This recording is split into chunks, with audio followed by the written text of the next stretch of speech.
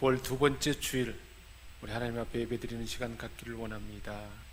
여호와는 위대하시니 우리 하나님의 성 거룩한 산에서 극진히 찬양받으시리로다. 터가 높고 아름다워 온 세계가 즐거워하며 큰 왕의 성 곧 북방에 있는 시온산이 걸어가도다. 아멘. 사랑의 하나님, 저희들이 정성껏 드리는 이 예배를 받아 주옵소서. 우리의 죄를 대속하기 위하여 흘리신 우리 주 예수 그리스도의 보혈이 이 성전에 가득하게 하소서. 구원의 은혜가 강단을 통하여 강물처럼 흐르게 하옵소서. 보혜사 성령님께서 친히 우리 마음에 함께 계셔서 큰 힘과 능력을 베풀어 주옵소서. 이 예배를 통하여 우리의 영혼이 거듭나게 하소서. 새 힘과 용기를 얻게 하옵소서. 슬픔과 두려움도 넉넉히 이길 수 있도록 강건하게 변화시켜 주옵소서. 언제나 우리와 함께 하시며 우리의 예배를 기쁘게 받아주시는 우리 주 예수 그리스도의 이름으로 기원하옵나이다. 아멘.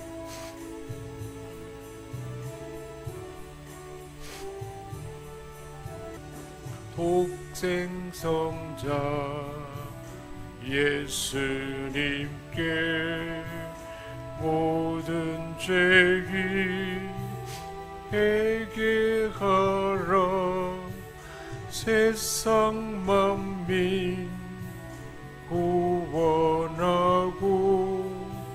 놀라운 은혜 베푸신다. 세상 만민 구원하고 놀라운 은혜 베푸신다. 보혜사 성령님께 모든 삶을 맡기어라. 말씀으로 도우시고 죄악을 이길 힘주신다. 말씀으로 도우시고 죄악을 이길 힘주신다. 아멘. 우리 주님 세 번 부르짖고 참여하며 기도하는 시간 갖겠습니다. 주여 주여 주여. 창조주 하나님, 저희들은 주님의 피조물입니다. 그러기에 주님께서는 우리의 앉고 일어섬을 다 아십니다. 멀리서도 우리의 생각을 통촉하시며 우리 혀의 말을 알지 못하는 것이 하나도 없으십니다. 그런데도 저희들은 하나님을 두려워하지 않고 말과 생각과 행동으로 죄를 지으며 한 주간 가운데 우리 하나님 마음을 아프게 했습니다. 사람도 모르고 하나님도 모르리라 여겨서 은밀한 중에 죄악을 즐기기도 하였습니다. 하나님 앞에 나왔을 때, 예배 중에 있을 때는 거룩한 척 행동했지만 세상으로 나가 혼자 있을 때는 주님의 제자인 것을 숨기고 죄악을 즐기며 살기도 했습니다. 예배 드릴 때는 습관적으로 회개하면서도 세상에 나가면 똑같은 죄를 반복하며 살았습니다. 하나님 아버지, 우리의 연약함을 긍휼히 여겨주시고 주의 보혈로 정결케 하시며 우리의 굳은 마음 부드럽게 하시고 옥토의 심령 되게 하여 주옵소서. 하나님 앞에 온전한 예배자 삼아 주옵소서. 우리 연약함을 긍휼히 여겨 주옵소서. 우리가 행하는 모든 죄악을 용서하여 주옵시고 구원하여 주옵소서. 우리를 새롭게 하시고 온전한 예배자 삼아 주심을 믿고 감사드리며 우리 주 예수 그리스도의 이름으로 기원하옵나이다. 아멘.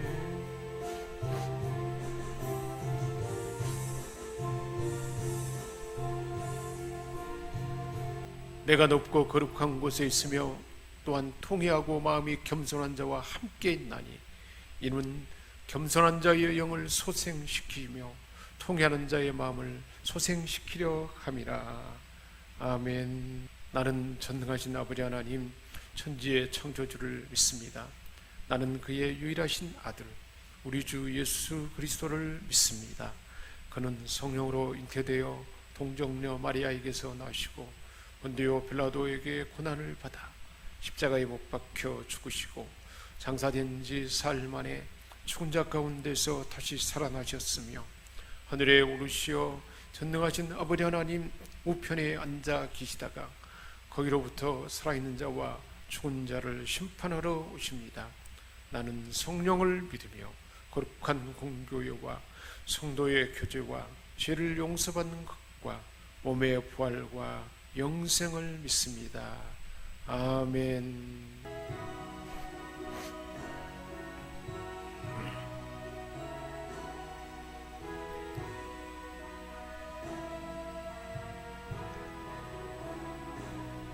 오 놀라운 구세주 예수 내 주 참 능력의 주시로다.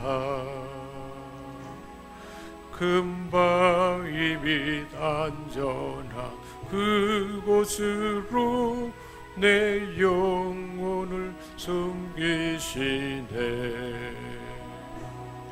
메마른 땅을 종일 걸어가도 나 피곤치 아니하며 저 위험한 곳 내가 이를 때면 금바위에 숨기시고 주 손으로 덮으시네. 오 놀라운 구세주 예수 내 주 내 모든 짐 벗기시네. 죄악에서 날 끌어 올리시며 또 나에게 힘주시네. 메마른 땅을 종일 걸어가도 나 피곤치 아니하며 저 위험한 곳 내가 이를 때면 금바위에 숨기시고 주 손으로 덮으시네. 증량 못할 은혜로 채우시며 늘 성령에 감아주사. 아멘. 큰 기쁨 중 주님을 찬양토록 내 믿음을 도우시네. 아멘. 메마른 땅을 종일 걸어가도 나 피곤치 아니하며 저 위험한 곳 내가 이를 때면 금바위에 숨기시고 주 손으로 덮으시네. 하나님께서 우리에게 주신 말씀은 출애굽기 14장 1절부터 31절까지 말씀입니다. 여호와께서 모세에게 말씀하여 이르시되 이스라엘 자손에게 명령하여 돌이켜 바다와 믹돌 사이에 비하이롯 앞곳 바알스본 맞은편 바닷가에 장막을 치게 하라. 바로가 이스라엘 자손에 대하여 말하기를 그들이 그 땅에서 멀리 떠나 광야에 갇힌 바 되었다 하리라. 내가 바로의 마음을 완악하게 한즉 바로가 그들의 뒤를 따르리니 내가 그와 그의 온 군대로 말미암아 영광을 얻어 애굽 사람들이 나를 여호와인 줄 알게 하리라 하매 우리가 그대로 행하니라. 모세가 곧 손을 바다 위로 내밀매 새벽이 되어 바다의 힘이 회복된지라. 애굽 사람들이 물을 거슬러 도망하나 여호와께서 애굽 사람들을 바다 가운데 엎으시니 물이 다시 흘러 병거들과 기병을 덮되 그들의 뒤를 따라 바다에 들어간 바로의 군대를 다 덮으니 하나도 남지 아니하였더라. 그러나 이스라엘 자손은 바다 가운데를 육지로 행하였고 물이 좌우의 벽이 되었더라. 아멘. 우리 하나님께서 우리를 대행자로 삼으시고 우리를 통해서 하나님의 구원을 나타내는데, 그 하나님의 구원이 어떻게 나타나는지를 오늘 말씀으로 우리에게 들려주고 있습니다. 하나님의 구원 계획을 우리 하나님은 모세에게 먼저 알려주었습니다. 오늘 본문 14장 1절부터 10절까지 하나님의 구원 계획을 분명하게 알려주고 구원 계획이 실행되는 말씀을 들려주고 있습니다. 먼저 우리 하나님께서는 하나님의 구원 계획을 모세에게 알려주셨습니다. 여호와께서 모세에게 이르시되 너는 이스라엘 백성을 되돌려 믹돌과 바다 사이의 비하이롯 앞 곧 바알스본 맞은편 바닷가에 천막을 치게 하라. 홍해 앞 광야에서 마치 갇힌 것 같이 보이는 그곳에 장막을 쳐라. 그렇게 하면 바로는 이스라엘 백성이 광야에 갇혀서 헤매고 있는 것으로 생각할 것이다 라고 말씀하셨습니다. 그리고 하나님께서는 바로의 마음을 완강하게 할 것이니 바로가 너를 추격할 것이다. 그렇게 되면 하나님께서 바로와 그의 군대에게 큰 권능을 행하여 하나님의 영광을 나타낼 것이라.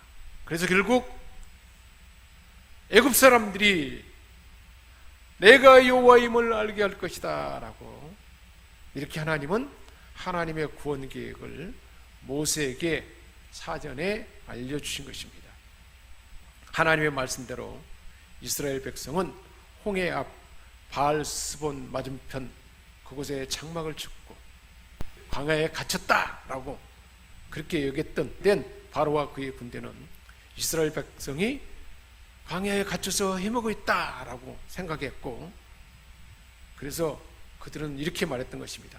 우리가 어째서 우리에게 종살이 하던 이스라엘 백성을 놓아준가. 그러면서 바로는 자기 전차를 갖추어서 군대를 끌고 추격에 나섰습니다. 애굽 장교들이 이끄는 제일 우수한 전차 600대를 포함한 모든 전차들이 그 뒤를 따랐습니다. 바로는 이스라엘과 싸움을 위해서 훈련되고 선발된 당대 세계 제일의 군대로 추격에 나선 것입니다.